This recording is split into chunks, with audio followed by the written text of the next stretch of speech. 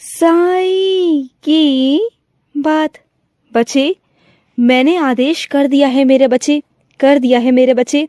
अब सब कुछ तेरे पक्ष में होना शुरू हो जाएगा। सब चीजें तेरे साथ होनी शुरू हो जाएंगी मेरे बच्चे। अब सब कुछ तेरे साथ होगा। ये किस्मत भी, ये दुनिया भी मेरे बच्चे, और तेरा भाग्य भी, सब तेरे साथ होंगे। अब तो चिंता मत करना। तेरे जिंदगी में खुशियां आएंगी, और बहुत जल्द ना खुश खबर तेरी जिंदगी में आने वाली है मेरे बच्चे, बहुत जल्द। तुम चिंता बिल्कुल भी मत करना।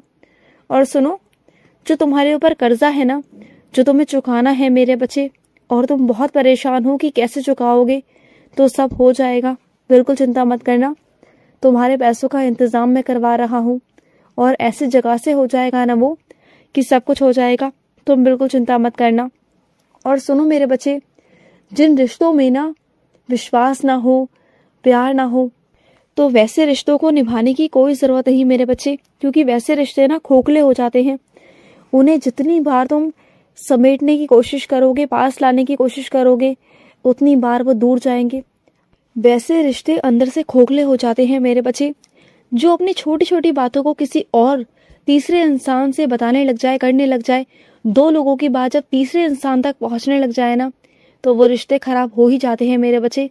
क्योंकि तीसरा इंसान कभी नहीं चाहेगा कि तुम्हारा रिश्ता बने, कभी नहीं चाहेगा, चाहे वो तुम्हारा अपना हो या पराया हो मेरे बच्चे। वो एक ही चार लगाकर ही तुम्हें कहेगा, और तुम्हें ऐसी सलाह देगा कि उस रिश्ते से तुम निकल जाओ।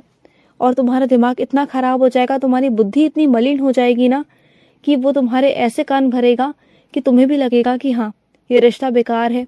और अगर वैसे में रहोगे ना, तो तुम्हारा रिश्ता सच में बहुत बेकार हो चुका है। और ऐसे में या तो दो रास्ते हैं, या तो आपस में बैठ के सुलझा लो, या अलग हो जाओ। क्योंकि जो तीसरा इंसान है ना मेरे बच्चे, वो कभी भी तुम्हारे रिश्ते को बनने नहीं देगा। तो यही है कि तीसरे इंसान को बीच में मत डालो। बार बार तुम हमेशा बार बार यही करने की कोशिश करते हो, और तुम जानते हो ऐसा करके तुम जो बाहर वाले लोग हैं ना, उनके हास्य का पात्र बन जाते हो। वो लोग तुम्हारी हंसी उड़ाते हैं पीठ पीछे। तुम्हें क्या लगता है कि तुम बहुत अच्छे काम कर रहे हो? नहीं मेरे बच्चे, तुम्हारे अंदर ना धैर्य नहीं है मेरे बच्चे। तुम्हारे अंदर बचपना बहुत है। तुम्हें समझ नहीं है मेरे बच्चे कि कहाँ पर कैसे आचरण करना है, कैसे व्यवहार करना है। तुम्हारे अंदर इतना गुस्सा है ना, इतना गुस्सा है कि तुम्हें खुद नहीं पता कि तुम क्या कर रहे हो। और सच कहूँ तो तुम्हें मानसिक तनाव है। तुम्हें अपने मानसिक तनाव को दूर करना चाहिए मेरे बच्चे। यही तुम्हारे लिए उपाय है। क्योंकि जब तक तुम्हारा मानसिक तनाव ठीक नहीं रहेगा, तुम किसी भी रिश्ते में अच्छे से नहीं रह पाओगे, बिल्कुल नहीं रह पाओगे। देखो, तुम जिसके चरित्र पर उंगली उठाने की कोशिश कर रहे हो ना मेरे बच्चे, वो वैसा इंसान नहीं है मेरे बच्चे। वो चरित्रहीन नहीं है। बस वो तुम्हें छेड़ने के लिए, मजाक करने के लिए ऐसे करता है, लेकिन वो चरित्रहीन नहीं है मेरे बच्चे। इस बात को समझो।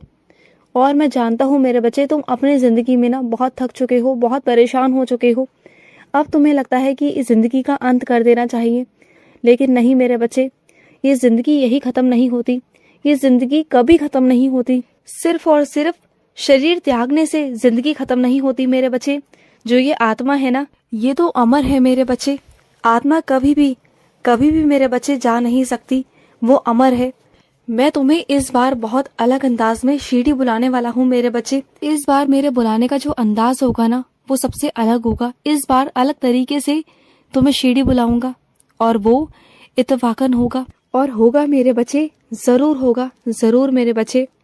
और तुम जहाँ तक अपना सामान पहुँचाना चाहते हो ना, वही बीच में से मेरे बच्चे या तो वो टूट जाता है, या मेरे बच्चे वहां से गायब हो जाता है। तो अपने सामान को ना थोड़ा सुरक्षित तरीके से भेजो।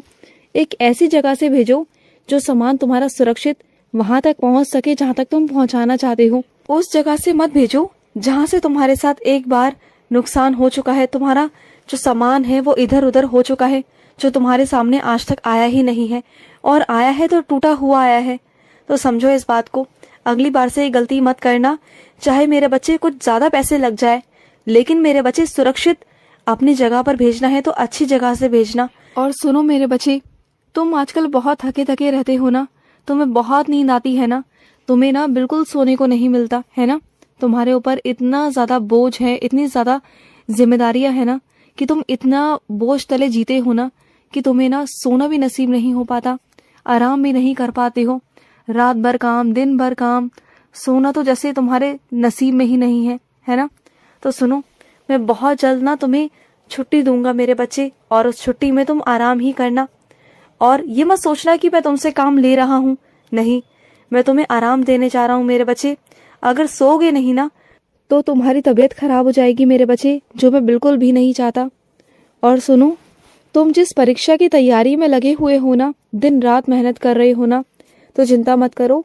तुम जितनी मेहनत कर रहे हो ना, तुम्हारी मेहनत रंग लाएगी मेरे बच्चे, चिंता बिल्कुल भी मत करना, समझ गए ना।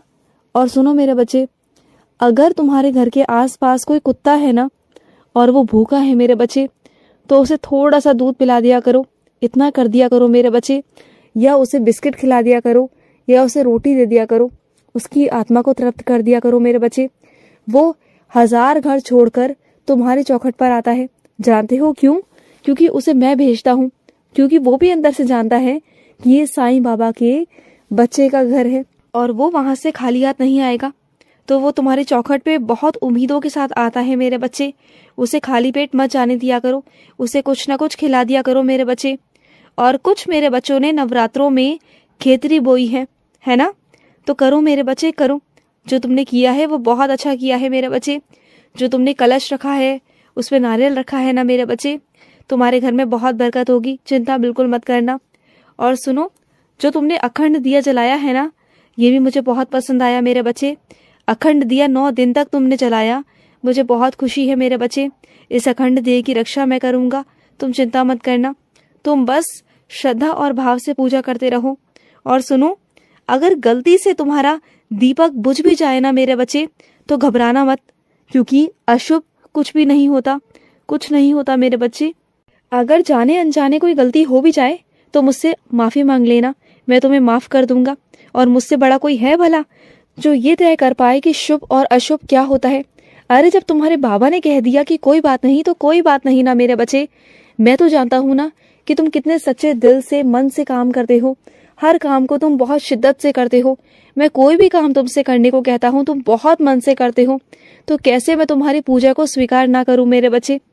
मैं तुम्हारी हर एक पूजा को स्वीकार करता हूँ, हर एक। और हाँ, कभी कभी तुम व्यस्त होने के कारण जल्दी जल्दी पूजा खत्म कर देते हो, तो क्या हुआ मेरे बच्चे। मैं नहीं कहता कि तुम 1 घंटा बैठ के पूजा करो, अगर तुम 5 मिनट भी मेरा नाम जाप करते हो तो वो भी काफी है मेरे लिए। मुझे बहुत अच्छा लगता है मेरे बच्चे। मैं तुम्हें उतना ही आशीर्वाद देता हूँ जितना मेरे पूरे दिन वाले बच्चे मेरा नाम जाप करते हैं, क्योंकि तुम वो 5 मिनट बस एकांत में बैठकर सिर्फ मेरी ओर ध्यान करते हो, सिर्फ मेरा जाप करते हो।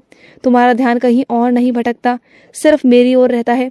और तुम पूरे दिन का जो पुण्य है ना, जो पूरे दिन का आशीर्वाद है, तुम मुझसे ले जाते हो मेरे बच्चे सुबह सुबह, है ना। और सुनो, जो ये मंद मंद सी जो सुगंध है ना, ये मेरी है मेरे बच्चे। मैं तेरे घर पर आज आया हूँ मेरे बच्चे, मुझे महसूस करो, मैं आया हूँ तुम्हारे घर पर, तुम्हारी चौखट पर मेरे बच्चे। मेरा होने का एहसास तुम्हें हो जाएगा। और सुनो, जो चीज बार बार तकलीफ देना, उसे खत्म करने में ही भलाई है मेरे बच्चे। तिल तिल मरने से अच्छा है कि उसे एक बार में ही कठोरता से खत्म कर दिया जाए, तभी तुम्हारे लिए सही होगा मेरे बच्चे, तभी तुम अपने जिंदगी में आगे बढ़ पाओगे। खुश रहो। आज का साई संदेश समाप्त हुआ।